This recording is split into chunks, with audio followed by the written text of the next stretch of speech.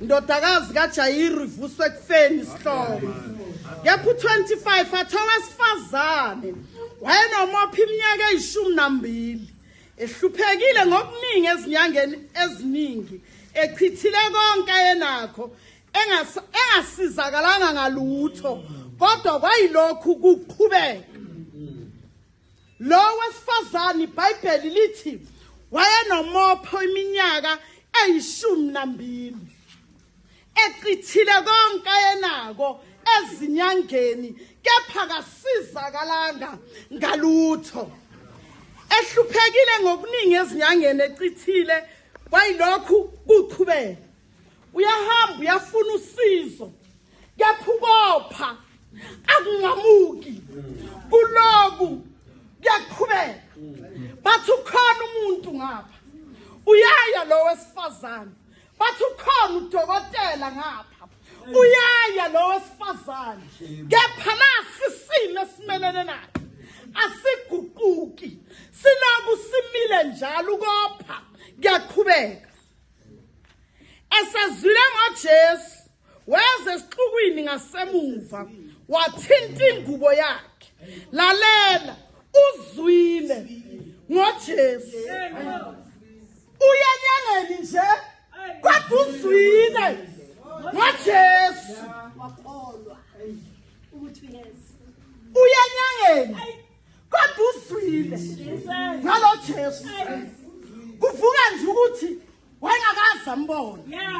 Okanye wayengakahlangani naye. Kepha uzwile ngoJesu.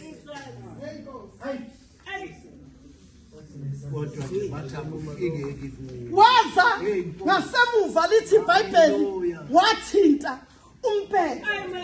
Kulesi simo abengafa nokufa. Angeke wophe iminyaka engaka ungafi. Angeke wophe iminyaka engaka ungazaci. Futhi lesi simo ekuso kahle kahle nasekuhlaleni kwakungamelanga hlangane nabantu. Kwakumele abe yedwa.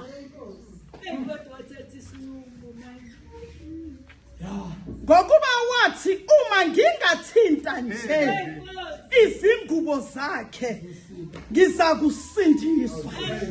Esezwile ngoJesu. Lalela, bathi uJesu mayefika ishosha ziyahamba, impumputhe ziyabona, ithulu indlebe ziyavuleka, imungulu ziyakwazi ukukhuluma. Uthi nje mangayothinta wakubopha kukimi kuzonqamuka. Ngoba makufika uJesu eyikholeni iy'khala ziyema. Makufika uJesu kulaba abangaboni amehlo ayavuleka. Mase kufika noJesu empilweni yami ukuthi ngithinta umphetho nami lesi simo wanqamuka masinyane umthombo wegazi lakhe. Wezwa emzimbeni ukuthi uphulukile enhluphekweni yakhe. Mayeqeda ukuthinta nje umphetho wanqamuka igazi. Uzwa ngani? Uzwe emzimbeni wakhe ukuthi hayi khona into engenile kimi. Athi uJesu hayi ukhona ongithintile. Ukhona ongithintile. Bathi hayi siminyene. Manje sowuthi wena ukhona okuthintile. Lalela amandla. Makwehlala amandla angena kulawa wesifazane. Lithi iBhayibheli abamethembayo bathola amandla amasha. Bagijima bangakhathali. Bahamba endleleni bangaphela amandla. Isizathu kophuma amanye amandla ayosiza umuntu odinga amandla. Osemsini busizi.